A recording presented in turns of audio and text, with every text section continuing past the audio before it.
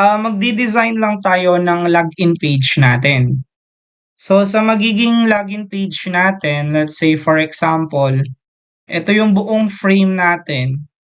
Hahatiin natin siya into two parts. Yan. So, dito, sa first part natin, dito natin ilalagay yung title. Let's say for example, HR, then Enterprise HR. Yan. And then, next naman is dito natin ilalagay yung management system. So, ayan. So, yung side na ito parang magiging title lang siya kung para saan yung system. And then dito naman yung ating sign in. So, ito yung sa username. Then dito naman yung sa password natin. Then of course, yung sa password natin, yung remember me, ganon. And then yung button natin for login. So, ganyan yung magiging design natin para sa sa magiging part ng discussion ngayon. So, to start yung discussion natin, so meron tayo ditong main method, okay? So, sa main method natin, or I mean sa login frame, meron tayong constructor na tinatawag ay initializer UI. So, basically, dito lang natin ilalagay yung magiging design natin. So, i-erase lang natin lahat ng nandito. No, kasi magke-create tayo ng bago na i-initialize natin, which is, yun nga, yung dinrawing natin kanina.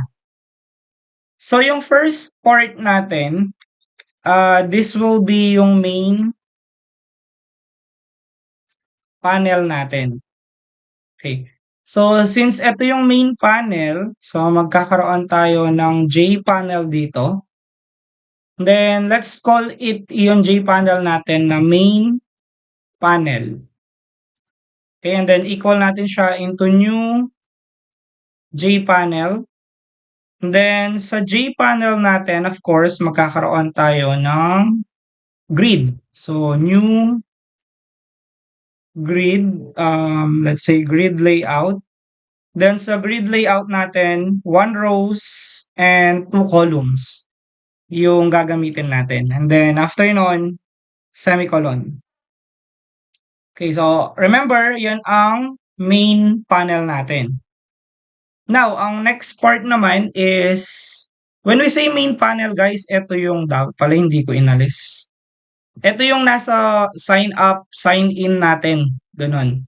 So, magkakaroon naman tayo next ng left panel kung nasaan yung HR management system, yung kanina. So, gagawa lang tayo ng J panel dito. Then, lagay lang natin left panel. So, sa left panel natin, equal lang natin siya sa new J panel. Then, after nyan, call out natin si left panel. Okay? Then, si left panel natin, lalagay natin ng dot.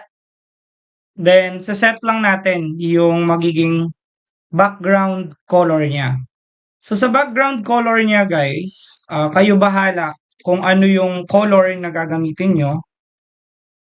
So, set lang natin yung color. Pero yung sa akin, we'll use yung medyo strong pero light na blue. Ganon. So, RGB yung gagamitin natin. So, 30, 58, at saka 138. Yan. So, kayo bahala guys. Tingin lang kayo ng RGB na code sa Google. So, wala namang problema yon as long it complements yung system ninyo.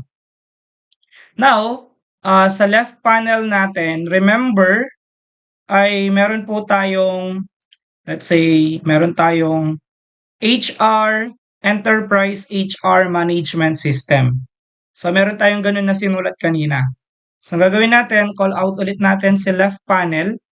And then, that set layout. So, isa-set nyo lang yung layout niya. Then, sa layout natin, gagamit tayo ng new box layout. So, hanapin niyo lang siya. Then 'yan, sa box layout natin, left panel automatic mako-call out 'yan. And then dito guys, ilalagay niyo kung paano yung magiging box layout niyo. So, kanina doon sa drawing natin, so 'yan. 'Di ba ang main panel kasi natin, eto siya yung main panel na 'to. So, ang dino-drawing natin is yung sa left panel. So, sa left panel natin, ang sinulat ko kanina meron tayong HR, tapos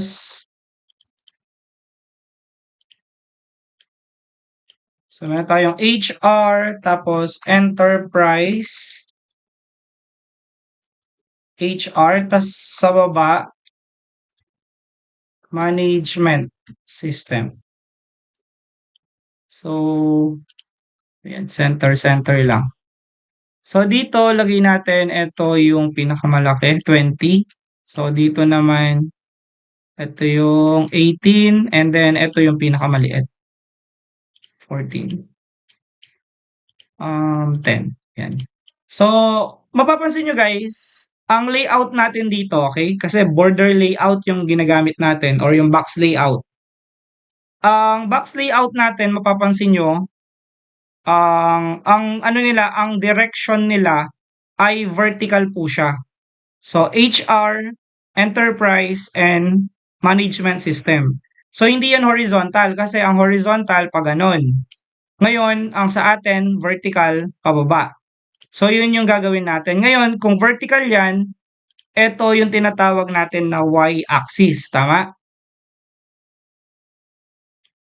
Yan.